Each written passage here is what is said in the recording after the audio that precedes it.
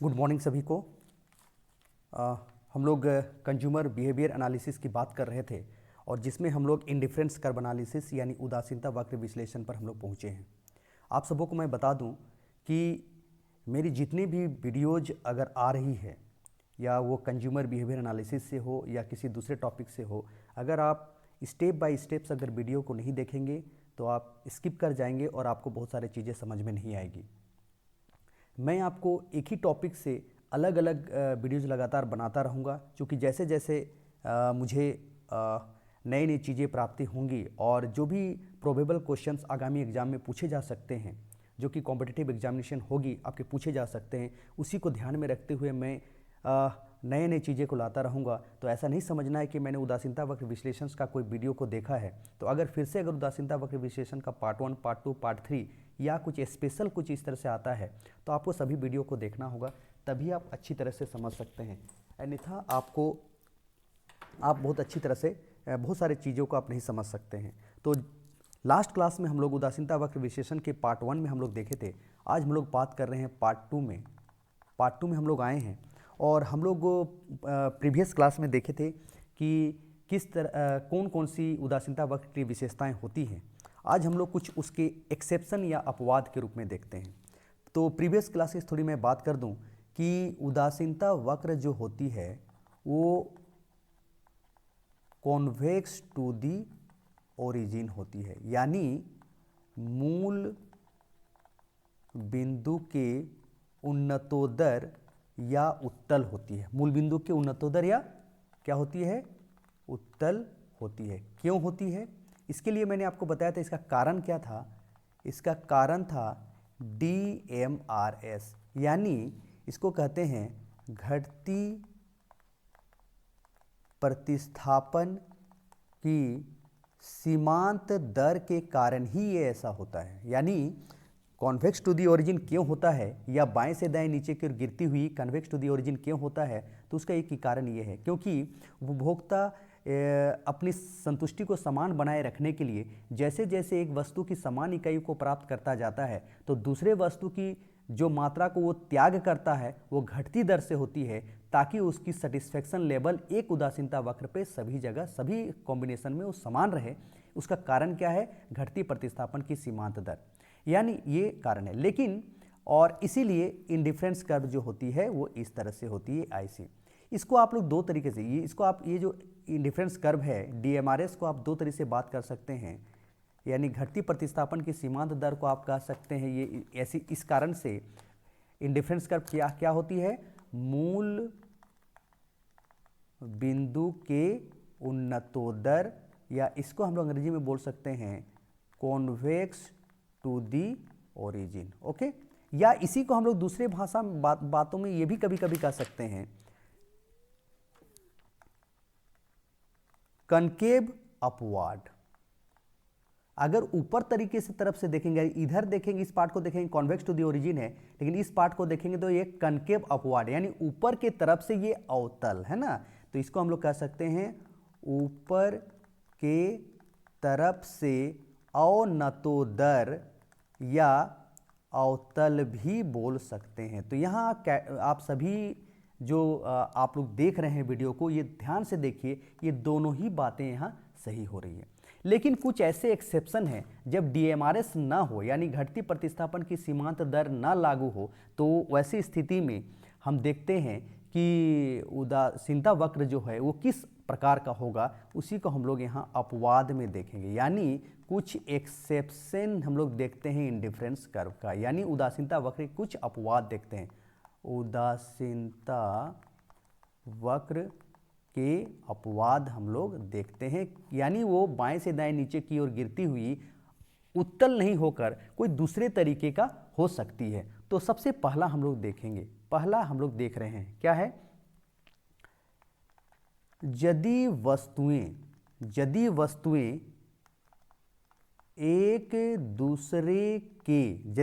एक दूसरे के पूर्ण स्थानापन्न हो, यदि वस्तुएं एक दूसरे के पूर्ण स्थानापन्न हो तो ऐसी स्थिति में जो मेरा एमआरएस एक्स वाई है, यानी सीमांत प्रतिस्थापन दर एक्स वाई है, वो क्या हो जाएगा, कांस्टेंट हो जाएगा या स्थिर हो जाएगा। यानी क्या होती है, कांस्टेंट होती है या स्थिर होती है। इस कारण आईसी वक्र किस आकार का होगा, एक सीधी सरल रेखा होगी, सीधी सरल रेखा होगी। ओके, स्ट्रेट लाइन होगा। ओके, वो कैसा होगा देखते हैं हम लोग अभी। ये देखिए,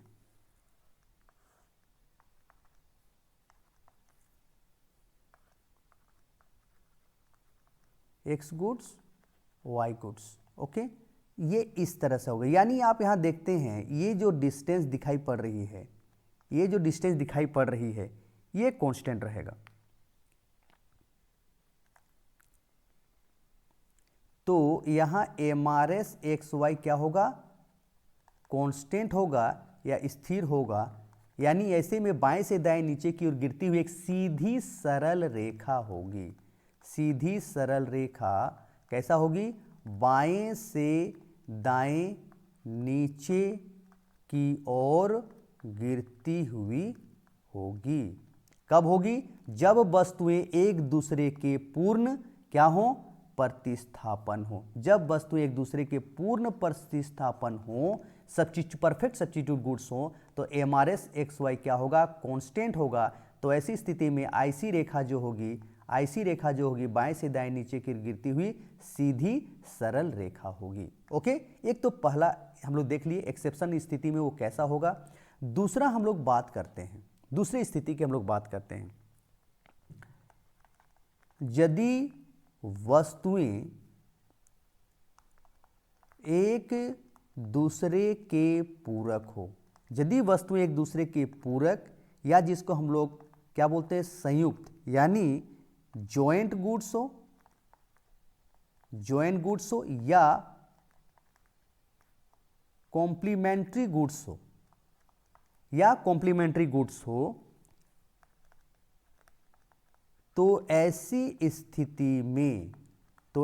स्थिति में एमआरएस एक्स वाई क्या होगी, शून्य होती है, जीरो होती है। और इस कारण आईसी वक्र जो होगा समकोणिक या 90 डिग्री या एल आकार का होता है। देख लीजिए, ऐसी स्थिति में जो हमारा उदासीनता वक्र होगा वो कैसा होगा, एल आकार का होगा। उपभोक्ता को इसी जगह इक्विलिब्रियम पॉइंट, क्योंकि जब दो वस्तुएं पूरक और संयुक्त हो तो कोई कभी भी एक वस्तु का उपभोग करके उपभोक्ता को संतुष्टि की प्राप्ति नहीं होगी। इसीलिए उसको जब भी संतुष्टि प्राप्त करना पड़ेगा तो दोनों वस्तुओं का प्रयोग एक साथ करना पड़ेगा। इसीलिए इसी पॉइंट पर उसको सेटिस्फेक्शन की प्राप्ति होगी। इसीलिए यहाँ और यहाँ कहीं भी सेटिस्फेक्शन उसको नहीं मिल सकता है, क्योंकि वो एक वस्तु का प्रयोग करके वो अपनी संतुष्टि को पूरा नहीं कर सकता है।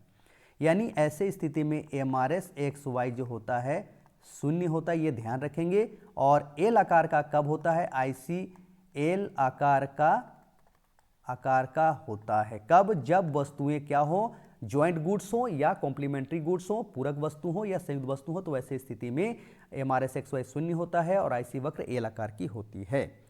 ओके, तो आपने देखा कि ये दो तरह का हो सकता है।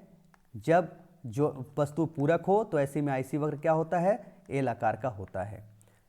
आगे हम लोग बात करते हैं एक तीसरे प्रकार का कि भी ऐसा भी हो सकता है आईसी वक्र। ठीक है, आईसी वक्र जो है गोलाकार भी हो सकता है, गोलाकार भी हो सकता है। ये कहा है बोल्डिंग के अनुसार। बोल्डिंग ने कहा है कि आईसी वक्र जो है गोलाकार भी हो सकता है। तो ये कैसे हो सकता है, सो देख लीजिए। ये तो हम लोग एक नॉर्मल केस की यहाँ तक बात किए हैं, यहाँ तक हम लोग बात किए हैं। ये तो नॉर्मल हम लोग बात किए जब एमआरएस एक्स वाई क्या होती है, डिमिनिशिंग होती है। लेकिन यहाँ के बाद भी अगर हम लोग आगे की ओर बढ़ते जाएं तो कुछ इस तरह से हमको प्राप्ति होगी और यहाँ तक हम जाके मिलेंगे। यानी ये आधा पोर्शन और इधर आधा पोर्शन है ना। ये आप देख लीजिए, ये जो हम लोग बात कर, ओके ओके, तो देखिए, देख लीजिए, तो ये ऐसा क्यों हो रहा है। तो आप देख सकते हैं, अगर हम मान लीजिए इसको ए नाम दे और इस पॉइंट को हम लोग बी नाम दें, यहाँ 2 पॉइंट हमको मिल रहा है ए और बी, तो अगर हम लोग ए से बी की बात कर रहे हैं, ए से बी तक की अगर हम बात कर रहे हैं, यहाँ जो एमआरएस एक्स वाई है वो कैसा है, नेगेटिव है। यानी नेगेटिव कहने का मतलब यहाँ आप कह सकते हैं the m r s x y है। यानी एक वस्तु को प्राप्त करने के लिए दूसरी वस्तु की मात्रा को क्या करना पड़ता है, दूसरी की मात्रा को क्या करना पड़ता है, त्याग करना पड़ता है, त्याग करना पड़ता है, ठीक है, त्याग करना पड़ता है। और इसीलिए यहाँ एम आर एस वाई को हम लोग नेगेटिव कह रहे हैं, ठीक है। और यहाँ जो देख रहे हैं, ये जो B से अगर हम A तक की बात करेंगे, अब यहाँ से हम इधर की यार आएंगे तो यहाँ क्या देखेंगे, एमआरएस एक्स वाई जो है वो क्या है, पॉजिटिव होगा, पॉजिटिव या धनात्मक। यहाँ एक चीज़ ध्यान देंगे, इस पोजीशन पर आके देखिए, जैसे ही यहाँ तक हम लोग आते हैं फिर यहाँ तक आते हैं तो क्या देख रहे हैं, क्या देख रहे हैं कि यहाँ देख रहे हैं कि पहले जिस वस्तु की समान इकाई क्या कर रहे थे, प्राप्त कर रहे थे, अब उस वस्तु की समान इकाई को हम लोग क्या कर रहे हैं, त्याग कर रहे हैं और दूसरे वाला को प्राप्त कर रहे हैं। यहां इसको फिर से मैं एक बार समझा दे रहा हूं, ए से बी में जब हम लोग जा रहे हैं तो एक्स को क्या कर रहे थे, प्राप्त कर रहे थे, और वाई को क्या कर रहे थे, त्याग कर रहे थे। और त्याग कैसी थी, घटती दर से थी, घटती दर से थी। ओके, अब यहां देखिए, जब हम लोग बी से हम लोग ए तक की बात करेंगे तब हम लोग क्या कर रहे हैं, एक्स को क्या कर रहे हैं, त्याग कर रहे हैं, ये त्याग कर रहे हैं, ठीक है। और त्याग कैसे कर रहे हैं, समान, ठीक है। और y जो है, y की मात्रा जो है उसको हम लोग प्राप्त कर रहे हैं बढ़ती दर से, ठीक है, क्लियर है। तो इसी कारण अगर हम लोग ऐसा भी, चूंकि ऐसा भी होगा, इस तरह से भी करेंगे तो यहां भी संतुष्टि समान रहेगा, यहां भी संतुष्टि समान रहेगा और यहां भी संतुष्टि उपभोक्ता की समान रहेगी। सिर्फ देखिए, संतुष्टि समान रखने के लिए अगर एक को प्राप्त करते हैं तो दूसरे को त्याग करना पड़ेगा, अगर दूसरे को प्राप्त कर रहे हैं तो पहले वाले को त्याग करना पड़ेगा। तो ये तो आपको संतुष्टि समान रखने के लिए काम करनी पड़ेगी। तो यानी ऐसी स्थिति में भी देख सकते हैं कि जो आईसी वक्र गोलाकार भी हो सकता है। हालांकि हम लोग अपना स्टडी में करते हैं, व्यवहारिक जगत में जब हम स्टडी करने की बात करते हैं तो हम लोग केवल उसका इसी पार्ट को देखते हैं, ये वाला ए से बी तक का पार्ट को ही हम लोग देखते हैं। ओके, तो यहां तक आप लोगों को सभी समझ में आ गया होगा। तो एक बार हम लोग समराइज कर लेते हैं कि आईसी वक्र अपने सामान्यतः केस में होता है, सामान्यतः स्थिति में जब भी होगा तब एमआरएस एक्स वाई यानी एक्स की वाई के लिए प्रतिस्थापन की सीमांत दर जो होगा, एक्स की वाई के लिए जो प्रतिस्थापन सीमांत दर होगा वो डी एम आर एस होगा, यानी घटती दर से होगा। ओके, ये लागू होगा। अगर सामान्य स्थिति में नहीं है, यानी अगर मान लीजिए इसको ऐसा कह सकते हैं, जब वस्तुएं स्वतंत्र हों, ठीक है, ऐसा भी क्वेश्चन में आ सकता है, जब वस्तुएं स्वतंत्र हो, यानी एक्स का वाई के साथ कोई संबंध न हो, तब वैसी स्थिति में हमारे एक्स वाई क्या होगा, घटती प्रतिस्थापन की सीमांत दर होगी। ओके, लेकिन दूसरी जब हम लोग वस्तुएं देखेंगे पूर्ण प्रतिस्थापन हो तो क्या होगा, पूर्ण प्रतिस्थापन के केस में इसको हम लोग चार्ट से बना देते हैं, इसको 1 मिनट रुकिएगा, चार्ट से हम लोग इसको बनाते हैं ताकि आप इसको कंपेयर करके हमेशा के लिए याद रख सकते हैं। ओके, हम लोग इसको चार्ट बना रहे हैं।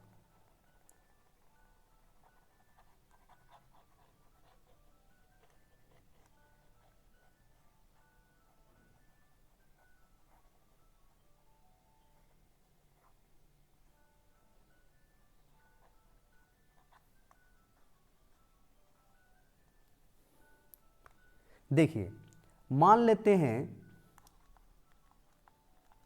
वस्तुओं के प्रकार हम लिखते हैं, ठीक है।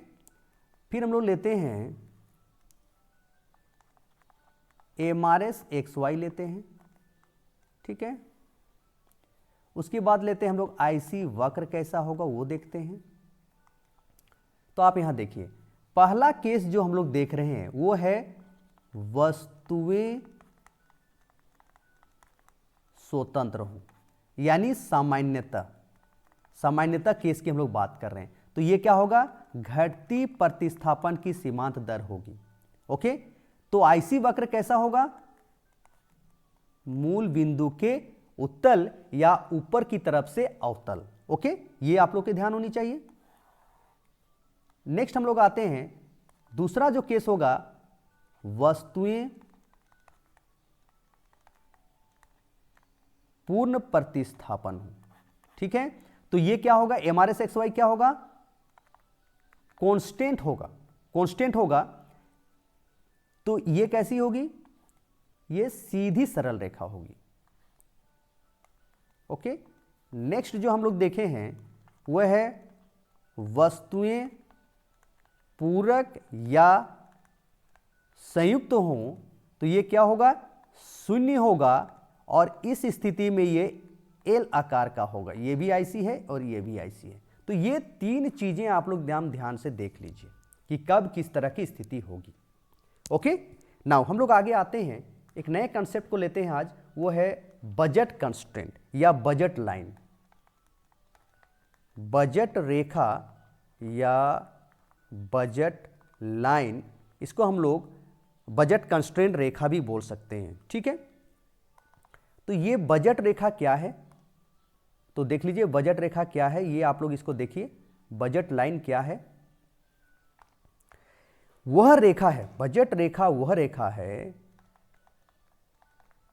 रेखा है जो वस्तुओं के विभिन्न संभावित संयोगों या बंडलों, कॉम्बिनेशंस ऑफ गुड्स और बंडल ऑफ गुड्स, याद रखे होंगे, बंडलों को दर्शाती है, जिसे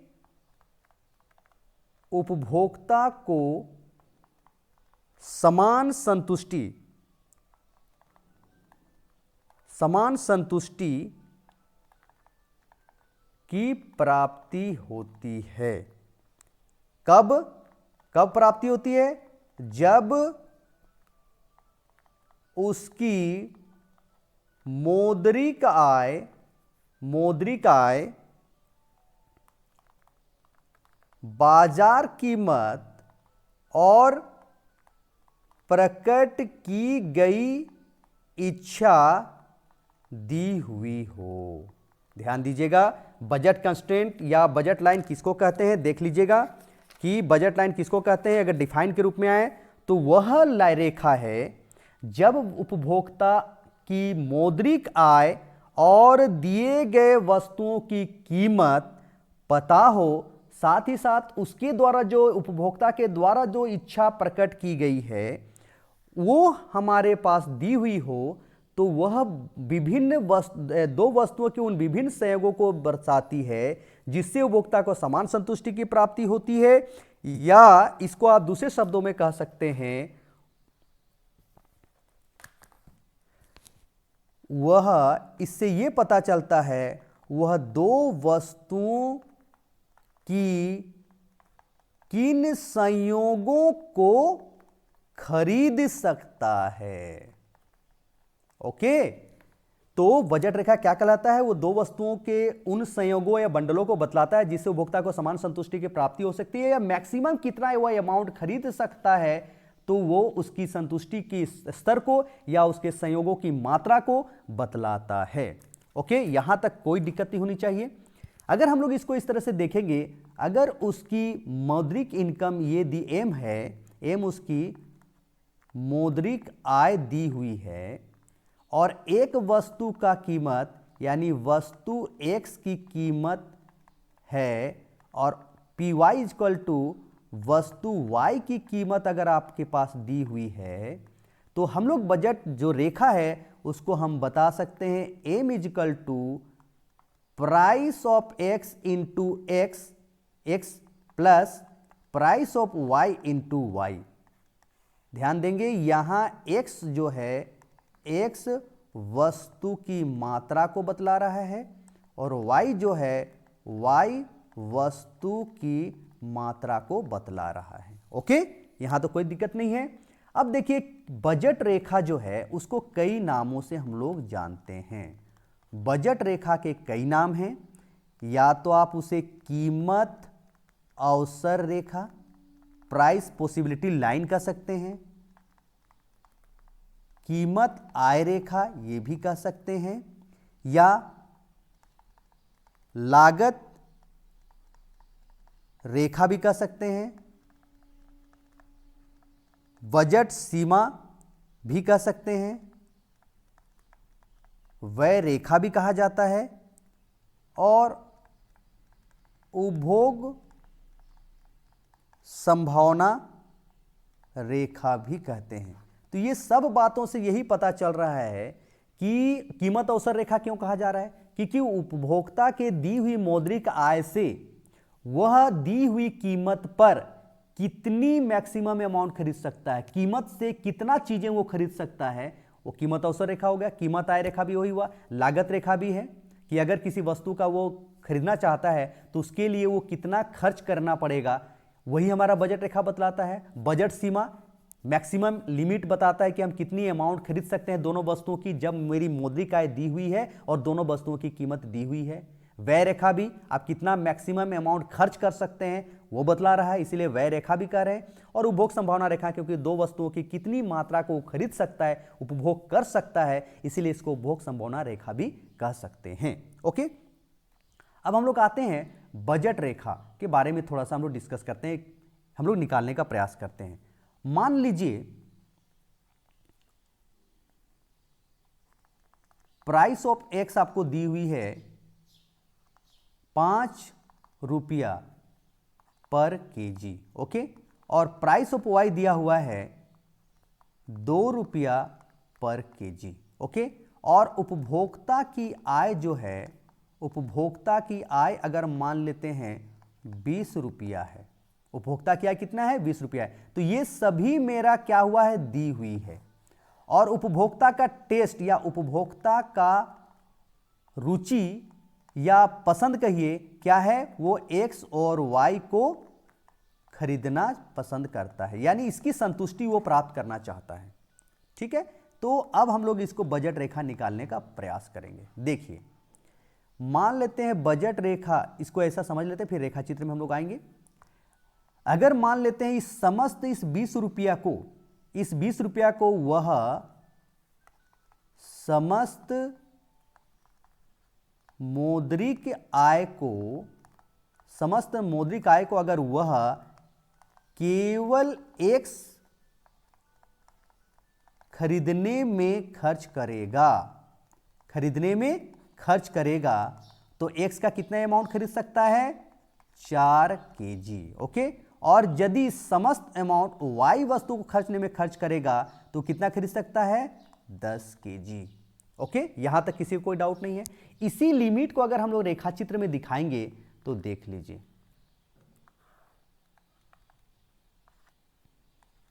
हम लोग यहां लेते हैं एक्स गुड्स और यहां लेते हैं वाई गुड्स, ठीक है। अगर वह अपने 20 रुपया को समस्त एक्स पर खर्च करना चाहता है तो 1 2 3 4, तो यह 4 केजी तक वो जा सकता है, क्योंकि 5 रुपया प्राइस है, 5 रुपया पर केजी प्राइस है। और यदि वो समस्त वाई पर खर्च करना चाहता है तो 1 2 3 4 5 6 7 8 9 10। अगर हम लोग इस पॉइंट पर हम लोग आते हैं 10, तो अगर इन दोनों रेखा को मिला, इन दोनों बिंदु को मिला देंगे तो ये जो रेखा की प्राप्ति होगी, यानी ए बी जो रेखा प्राप्त होगा, यही मेरा क्या होगा, बजट रेखा होगा। क्योंकि यह रेखा ही हमें बतलाता है कि वह दो वस्तुओं की कितनी मात्रा को अपनी दी हुई आय और वस्तु की दी हुई कीमत पर खरीद सकता है, मैक्सिमम मात्रा कितनी खरीद सकता है, उसी को बतलाने वाला रेखा ही क्या कहलाता है, बजट रेखा कहलाता है। तो ए बी मेरा बजट रेखा हो जाएगा। यहां तक किसी को कोई डाउट नहीं होनी चाहिए। अगर किसी भी तरह का कोई डाउट है तो आप कमेंट बॉक्स में जाके आप लिखेंगे, और या तो मुझे डायरेक्टली आप मुझे व्हाट्सएप करेंगे तो मैं आपको उसका आंसर दे सकता हूं, या आप मुझे कॉल कर सकते हैं। तो आप लोगों को एक बार फिर से मैं बता दूं कि अगर आप लोग इस तरह के वीडियोस को अगर आप देखना चाहते हैं, आपको अपनी जानकारी को और एनरिच करना चाहते हैं, तो आप सभी लगातार जो भी वीडियो में आ रहा है उसको लगातार आप देखेंगे, तभी आपको समझ सकेगा। आप ध्यान से देखेंगे तो इससे आप क्वेश्चन जितने भी आएगा आपको पकड़ सकते हैं। तो बजट रेखा हमने बना लिया। अब देखिए, बजट रेखा जब भी है तो इसमें ध्यान देना है कि जब भी बजट रेखा की बात हम लोग जब करते हैं तो ध्यान दीजिएगा, बजट रेखा में जितनी भी मेरी आय है 20 रुपया है, वो समस्त दोनों वस्तुओं को खरीदने में खर्च कर देना चाहिए। उपभोक्ता कोई भी सेविंग या बचत नहीं करेगा। उसकी 20 रुपया इनकम है, 20 रुपया मौद्रिक आय है, तो समस्त मौद्रिक आय को दोनों वस्तुओं को खरीदने में खर्च करेगा, तभी हमको बजट रेखा की प्राप्ति होती है। ओके, बजट रेखा वही रेखा है कि उपभोक्ता अपनी दी हुई मौद्रिक आय और दी हुई वस्तुओं की कीमत पर उपभोक्ता कितनी मात्रा दोनों वस्तुओं को खरीद सकता है, मैक्सिमम मात्रा खरीद सकता है, उसको बतलाने वाला रेखा ही क्या होती है, बजट रेखा या बजट लाइन कहलाती है। ओके, अब हम लोग आते हैं, बजट रेखा में कुछ बदलाव हो सकता है। देखिए, बजट रेखा में परिवर्तन। अब देखिए, बजट रेखा में परिवर्तन यानी आप इसको कह सकते हैं चेंजेज या शिफ्ट इन बजट लाइन। ये कब हो सकता है, ये आप थोड़ा सा देख लीजिए। अब देखिए, एक तो पहला केस हो सकता है यदि एक्स वस्तु की कीमत में परिवर्तन हो जाए, एक्स वस्तु की कीमत में परिवर्तन हो जाए। तो परिवर्तन यानी प्राइस ऑफ एक्स, ये डेल्टा का साइन हम लोग इकोनॉमिक्स में देते हैं, तो चेंजेस के लिए ये प्राइस क्या हो सकती है, बढ़ भी सकती है, और प्राइस ऑफ एक्स क्या हो सकती है, या ये दोनों ही केस हो सकता है, प्राइस बढ़ना भी और घटना, ये दोनों हम लोग चेंजेज में लाते हैं। अगर प्राइस घटेगा, ध्यान दीजिएगा, ये जो हमारा, ये मान लीजिए मेरा प्रारंभिक बजट रेखा था, ठीक है, प्रारंभिक बजट रेखा है, तो ये इस तरह का भी हो सकता है और इस तरह का भी हो सकता है, ठीक है, यानी AB1 और AB2 ही हो सकता है। यहां ध्यान दीजिएगा, यहां क्या क्या स्थिर है, मुद्रा आय, या जिसको हम लोग बोलते हैं उपभोक्ता की मौद्रिक आय क्या है, स्थिर है, और प्राइस ऑफ वाई,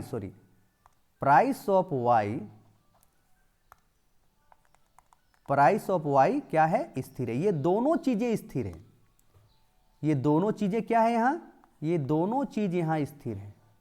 ओके, अब देखिए, यहां ए बी से AB1 यहां जब हुआ है, तो ऐसा बजट रेखा जब हुआ है, तब यहां क्या हो रहा है, प्राइस ऑफ एक्स घट गया है, क्योंकि पहले उपभोक्ता की प्राइस मान लेते हैं, एक्स का प्राइस कितना था, देख लीजिए, एक्स का प्राइस जब वो यहां हम लोग 4 केजी खरीद रहे थे, यानी 5 रुपया था, यानी 5 रुपया से घट कर या तो 4 रुपया हुआ होगा या 3 रुपया हुआ होगा, यानी कुछ 5 रुपया से कम हुआ है।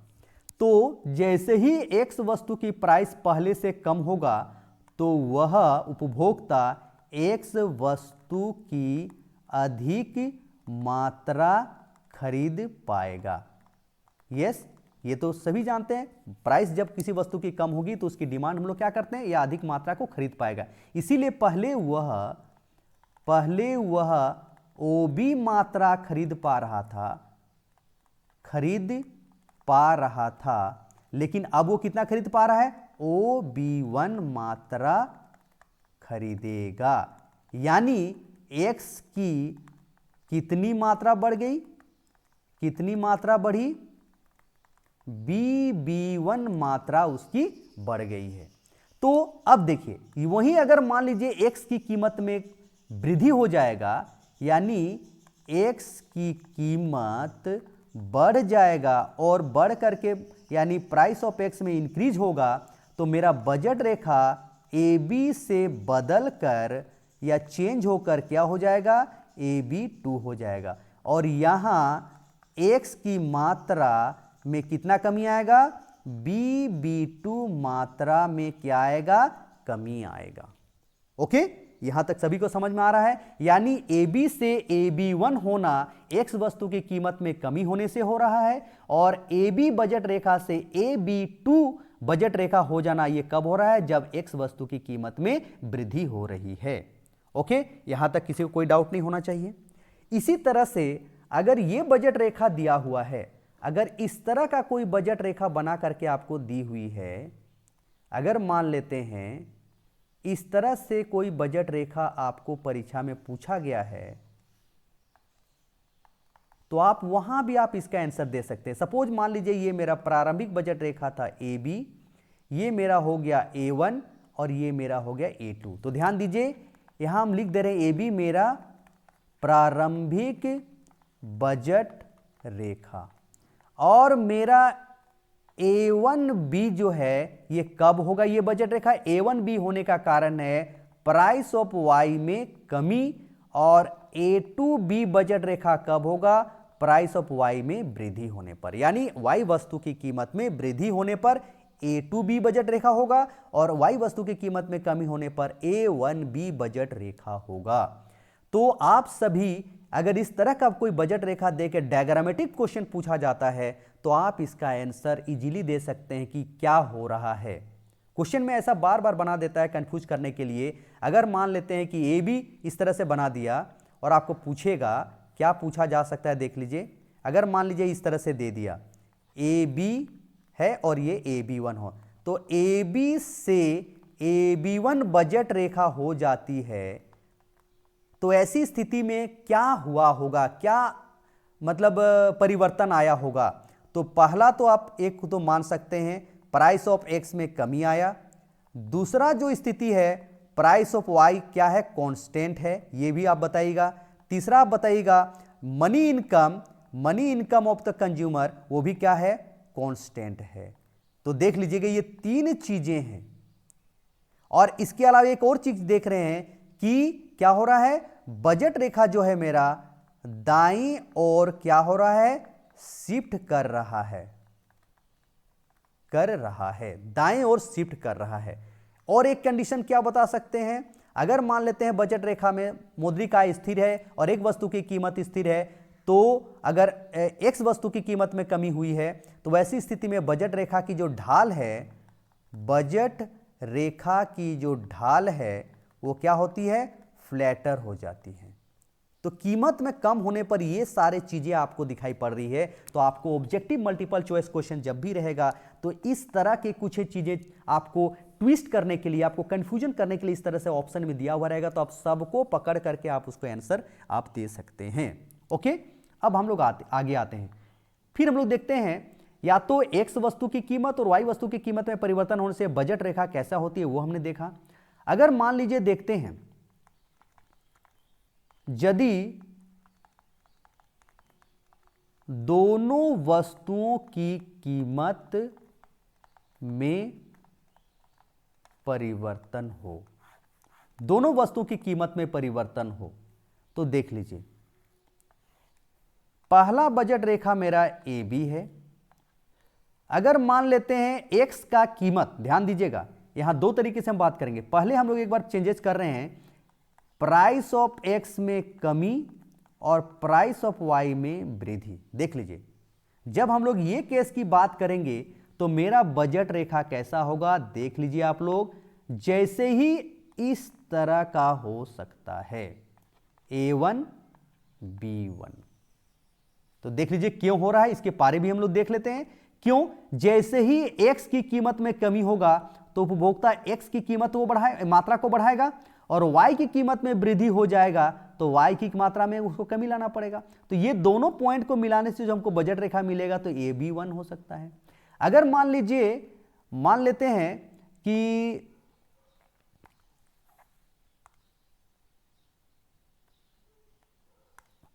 लेते हैं कि प्राइस ऑफ x मेरा बढ़ जाए और प्राइस ऑफ y मेरा घट जाए, ये भी तो हो सकता है।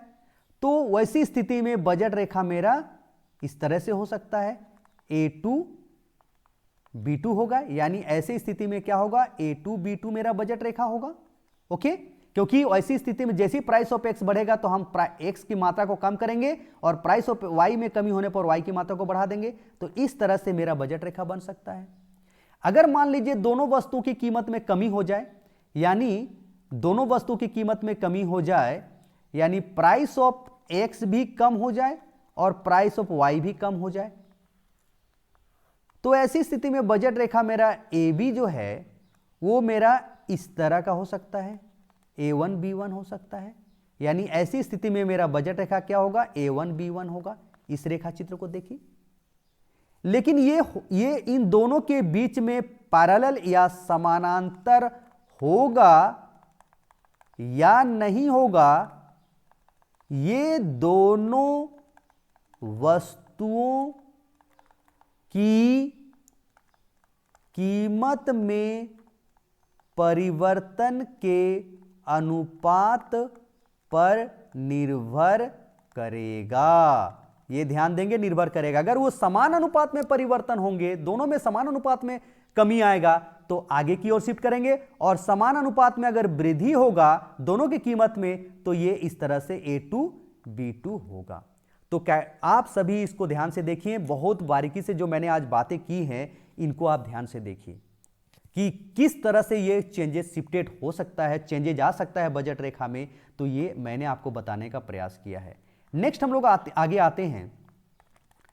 यदि price of x constant, price of y constant, यानी दोनों स्थिर रहेंगे, ठीक है, लेकिन मौद्रिक आय बदल जाए, मौद्रिक आय में क्या हो जाए, परिवर्तन हो।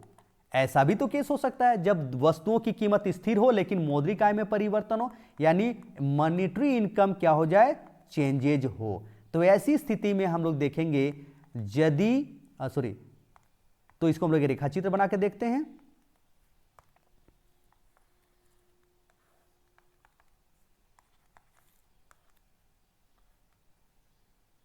ये मेरा प्रारंभिक बजट रेखा है AB।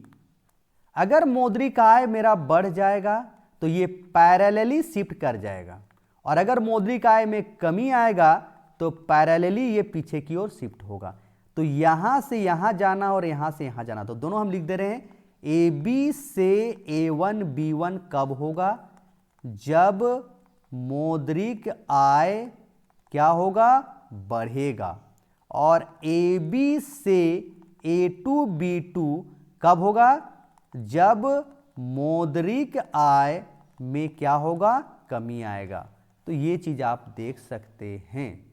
और यहां देखेंगे AB पैरेलल होगा A1 B1 के और AB पैरेलल होगा A2 B2 के। ये चीज भी आप ध्यान देंगे। जब भी इनकम में परिवर्तन होगा मौद्रिक आय में, तब हमें इस तरह की स्थिति दिखाई पड़ेगी। तो मुझे लगता है कि बजट रेखा में परिवर्तन या बजट रेखा के बारे जो मैं जानकारी देना चाह रहा था वो आप तक आसानी से मिल चुका होगा। ओके, नेक्स्ट हम लोग आते हैं कंज्यूमर इक्विलिब्रियम। हम लोग बात करेंगे इंडिफरेंस कर्व एनालिसिस में, ठीक है। इंडिफरेंस कर्व एनालिसिस में उपभोक्ता संतुलन,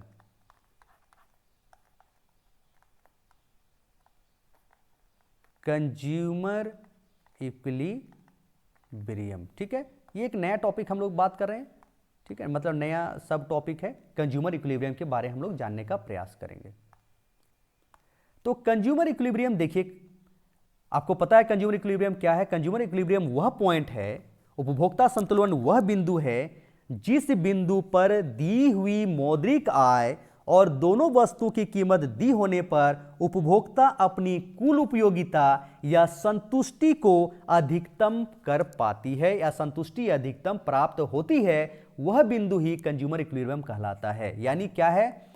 वह बिंदु जिस पर उपभोक्ता अपनी कुल उपयोगिता या संतुष्टि को क्या कर पाता है? अधिकतम कर पाता है। ठीक है, अधिकतम कर पाता है। जबकि क्या होनी चाहिए? मौद्रिक आय और कीमत दी हुई हो। यह चीज ध्यान देंगे। तो कंज्यूमर इक्विलिब्रियम जब हम लोग बात करेंगे इंडिफरेंस कर्व एनालिसिस में, तो आप इसको देख सकते हैं।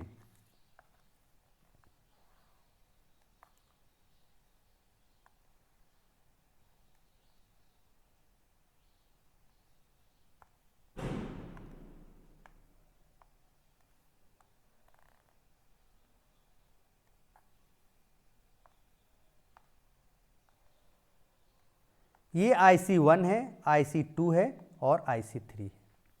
ये मेरा बजट लाइन है, AB बजट लाइन है। ठीक है, अब देखिए कंज्यूमर को किस जगह पर मैक्सिमम सेटिस्फेक्शन की प्राप्ति हो रही है। अगर हम लोग इसको नाम देते हैं E, इसको नाम देते हैं F, और इसको नाम देते हैं G, और इसको नाम देते हैं H, और इसको नाम देते हैं इसको K। अब देखिए सभी डायग्राम को आप अच्छी तरह से ध्यान दीजिए तो आप पकड़ सकते हैं। तो आप देखिए AB मेरा क्या है? बजट रेखा है। यानी उपभोक्ता वस्तुओं की दी हुई कीमत और मौद्रिक आय दिए हुए होने पर दोनों वस्तुओं का मैक्सिमम मात्रा कितना खरीद सकता है अपनी दी हुई मौद्रिक आय से, वो AB बतला रहा है। ठीक है, अब देखिए H जो बिंदु है, इस H जो बिंदु पर वो जो भी कॉम्बिनेशन प्राप्त कर रहा है उससे पता चल रहा है कि वो अपने समस्त मौद्रिक आय को खर्च नहीं कर रहा है। समस्त मौद्रिक आय को खर्च नहीं कर रहा है, यानी कुछ बचा रहा है। जबकि हम लोग कंज्यूमर इक्विलिब्रियम की जब भी बात करेंगे तो उपभोक्ता अपनी दी हुई मौद्रिक आय को समस्त मात्रा में खर्च करनी है और दोनों वस्तुओं के सबसे मैक्सिमम मात्रा प्राप्त करने का प्रयास करेगा और उसकी संतुष्टि तभी अधिकतम हो सकती है। तो H बिंदु की बात अगर हम लोग IC1 पर हैं तो IC1 पर 3 बिंदु हैं। E को खरीदने, E और G को खरीदने में वो कौन सा मुद्रा खर्च कर रहा है? जो कि उसकी मौद्रिक आय या बजट रेखा बतला रही है। यानी E और G संयोग को वह अपनी दी हुई बजट रेखा के हिसाब से वो खरीद सक रहा है। ये कॉम्बिनेशन खरीदने के लिए वो उसे क्या करना पड़ रहा है? अपनी बजट रेखा जो उसको बतला रहा है संभावित मात्रा, उसी पर वो काम कर रहा है। लेकिन हम लोग देखते हैं E, H और G जो है एक ही IC वक्र पर हैं, एक ही IC वक्र पर हैं। इसका तात्पर्य यह है कि उपभोक्ता का रैशनल बिहेवियर यहां काम नहीं कर रहा है, क्योंकि कोई भी एक विवेकशील उपभोक्ता अगर सेम सेटिस्फेक्शंस को अगर कम पैसे में मिल रही है तो वो उसको प्रीफर करेगा। यानी उपभोक्ता E को ना प्रीफर करके और G कॉम्बिनेशन को ना प्रीफर करके H कॉम्बिनेशंस को प्रीफर करेगा, क्योंकि H कॉम्बिनेशंस या H का जो भी संयोग या बंडल ऑफ गुड्स जो है उसे वो सस्ते में प्राप्त हो रही है, जबकि सेटिस्फेक्शन उसे E और G कॉम्बिनेशंस के बराबर मिल रहा है। तब यहां उपभोक्ता देखेगा, रे अभी भी मेरी क्या है, मेरी मौद्रिक आय अभी भी बची हुई है और मैं इससे अधिक ऊंचे उदासीनता वक्र पर जा सकता हूं, अधिक ऊंचे सेटिस्फेक्शंस को प्राप्त कर सकता हूं, क्योंकि मुझे अभी वो सेटिस्फेक्शन नहीं मिल पाई है जितना कि वो अपनी मौद्रिक आय को खर्च करके प्राप्त कर सकता है। तो ऐसी स्थिति में उपभोक्ता क्या करेगा? अपने ऊपर वाले उदासीनता वक्र को सर्च करने का प्रयास करेगा और इस तरह से वो F बिंदु पर आकर के रुकेगा। F बिंदु पर अगर इस बजट रेखा पर हम लोग कोई 2 पॉइंट लेते हैं, मान लीजिए स्मॉल a और स्मॉल b लेते हैं, A और B को वो अफोर्ड नहीं कर सकता है, A और B कॉम्बिनेशंस को वो नहीं खरीद सकता है, क्योंकि उसकी दी हुई मौद्रिक आय उसे यह करने को करने को इजाजत नहीं दे रही है या उसके पर्याप्त आय की मात्रा उसके पास नहीं है, लेकिन वो एफ को खरीद सकता है। जबकि ए, एफ और बी, ध्यान दीजिएगा, ए, एफ और बी ये तीनों ही कॉम्बिनेशंस उसे समान सेटिस्फेक्शन दे रहे हैं, क्योंकि ये तीनों ही IC2 उदासीनता वक्र पर हैं और एक ही उदासीनता वक्र पर जितनी भी संयोग प्राप्ति होती है उसे उपभोक्ता को समान सेटिस्फेक्शन की प्राप्ति होती है। तो उपभोक्ता को एफ बिंदु जो है ए और बी कॉम्बिनेशंस के बराबर सेटिस्फेक्शन दे रहा है और ये एफ बिंदु, एफ कॉम्बिनेशंस को वह अपनी दी हुई मौद्रिक आय से क्या कर सकता है, खरीद सकता है, क्योंकि ये बजट रेखा उसे ये बतला रही है। तो उपभोक्ता एफ बिंदु पर आकर के रुकेगा। इसके बाद भी वह प्रयास करेगा कि अपनी मौद्रिक आय से क्या हुआ और भी दूसरे अधिकतम संतुष्टि वाले कॉम्बिनेशन को खरीद सकता है, तो वो देखेगा जरूर, लेकिन देख रहा है कि इसके बाद जो भी केक सेटिस्फेक्शन है, केक कॉम्बिनेशन जो है वो नहीं खरीद सकता है, क्योंकि उसकी बजट रेखा उसे अलाउ नहीं कर रही है, उसकी मौद्रिक आय उसे यह अलाउ या अनुमति नहीं दे रही है, क्योंकि वह उस लायक नहीं है, उसकी मौद्रिक आय कम पड़ जा रही है। तो एफ बिंदु जो है यहां कंज्यूमर इक्विलिब्रियम का पॉइंट है, क्योंकि एफ बिंदु ही उसे मैक्सिमम सेटिस्फेक्शन की प्राप्ति हो रही है उसकी दी हुई मौद्रिक आय और दी हुई वस्तुओं की कीमत पर। तो इस तरह से हम लोग अब निष्कर्ष पर पहुंच गए कि एफ बिंदु जो है उसका क्या है, उपभोक्ता संतुलन बिंदु है, उपभोक्ता संतुलन बिंदु है। यहां तक कोई दिक्कत नहीं किसी को, एफ बिंदु हमारा उपभोक्ता संतुलन बिंदु है। अब इस उपभोक्ता संतुलन बिंदु पर क्या क्या चीजें दिखाई पड़ रही हैं वो चीजें आप लोग को जाननी है कि जिस बिंदु पर उपभोक्ता संतुलन बिंदु होगा वहां क्या होगा, कीमत रेखा या बजट रेखा क्या करेगा, उदासीनता वक्र या जिसे हम लोग IC वक्र कहते हैं को क्या करेगा, स्पर्श करता होगा। यानी जिस बिंदु पर उदासीनता वक्र बजट रेखा को स्पर्श करती है या टेंजेंट होती है वहीं पर उपभोक्ता संतुलन होता है। इसके साथ ही साथ एक चीज और बताया दिखाई पड़ रहा है, जिस बिंदु पर स्पर्श हो रहा है यानी उदासीनता वक्र स्पर्श कर रही है उस बिंदु पर क्या होनी चाहिए, IC वक्र मूल बिंदु के उत्तल होना चाहिए। ठीक है, नेक्स्ट एक चीज और क्या दिखाई पड़ रहा है, इस बिंदु पर स्लोप ऑफ बजट रेखा equal to slope of IC वक्र। ये देखिए कीमत रेखा की ढाल या बजट रेखा की ढाल क्या होनी चाहिए, उदासीनता वक्र की ढाल के बराबर होनी चाहिए। यानी इसको दूसरे शब्दों में कह सकते हैं, सीमांत प्रतिस्थापन की दर यानी MRS XY किसके बराबर होनी चाहिए, कीमत अनुपात के बराबर होनी चाहिए। तो दो चीजें यहां आप ध्यान देंगे, जिस बिंदु पर उपभोक्ता संतुलन बिंदु होगा उस बिंदु पर स्लोप ऑफ बजट रेखा किसके बराबर होनी चाहिए, स्लोप ऑफ IC वक्र के बराबर होगी। यानी सीमांत प्रतिस्थापन दर होगी वो किसके बराबर होनी चाहिए, कीमत अनुपात के बराबर होनी चाहिए। तो सीमांत प्रतिस्थापन दर जो है इसी को आप लोग कह सकते हैं स्लोप ऑफ MRS XY, ये स्लोप ऑफ IC वक्र, स्लोप ऑफ IC वक्र, और इसको आप कह सकते हैं बजट रेखा की ढाल। अब इसको अगर आप इक्वेशन फॉर्म में देखेंगे तो ये क्या होगी, MRS XY जो होगी price of X price of Y के बराबर होगी और ये नेगेटिव होगी। इस चीज को ध्यान देंगे। या इसको अगर आप देखेंगे तो MRS XY जो है वो देख सकते हैं, यहां हम लोग यहां एग्जांपल के रूप में क्या लिए हैं देख लीजिए, यहां रेखा चित्र को देखिए, ये देखिए OB है ना, यहां OB और उधर OA है ना, तो इसको आप ऐसा भी लिख सकते हैं OB बाय OA, ये होनी चाहिए। तभी हमारे उस बिंदु पर क्या होगा, उपभोक्ता संतुलन की स्थिति पाई जाएगी। तो यहां तक कोई भी दिक्कत किसी को नहीं होना चाहिए। यहां तक मुझे लग रहा है कोई दिक्कत नहीं है। आप यहां तक आप वीडियो को देखिए। आगे हम लोग फिर से बात करेंगे, अगर वस्तुएं पूर्ण प्रतिस्थापक हो या वस्तुएं पूरक हो तो ऐसी स्थिति में उपभोक्ता संतुलन बिंदु कहां पर होगा, इस पर भी हम लोग चर्चा करेंगे। तब तक के लिए आप इतना वीडियो को देखिए। फिर से मैं वीडियो बना करके फिर से मैं डालूंगा। और आप सबों से मेरा रिक्वेस्ट यही है कि चूंकि काफ़ी व्यस्तम है कार्यक्रम है और मैं आप लोग को नहीं कर पा रहा हूं, तो आप सभी इस तरह के जो वीडियोज़ मेरी आ रही है इसको आप देखते रहिए। और जैसे ही मेरा सिलेबस कवर होगा तो आप देखिएगा कि आपके पास एनफ इकोनॉमिक्स के बारे में नॉलेज आपके पास आ चुकी है। और किसी भी तरह का ऑब्जेक्टिव क्वेश्चन अगर आपको आती है तो आप उस ऑब्जेक्टिव क्वेश्चन को आसानी से सॉल्व कर सकते हैं। चाहे वो किसी भी तरह के शिक्षक नियुक्ति संबंधी परीक्षा हो, पीजीटी, टीजीटी हो, केंद्रीय विद्यालय हो या नवोदय विद्यालय हो या सहायक आचार्य की जो परीक्षा हो या बिहार स्टेट की जो परीक्षा हो रही है, इन सबको ध्यान में रखते हुए मैं आपके लिए काम कर रहा हूं। तो आप सभी इस वीडियो को बारी बारी से देखिए, अच्छी तरह से देखिए, बार बार देखिए और अच्छी तरह से याद कर लीजिए और नोट्स जरूर बनाते जाइए।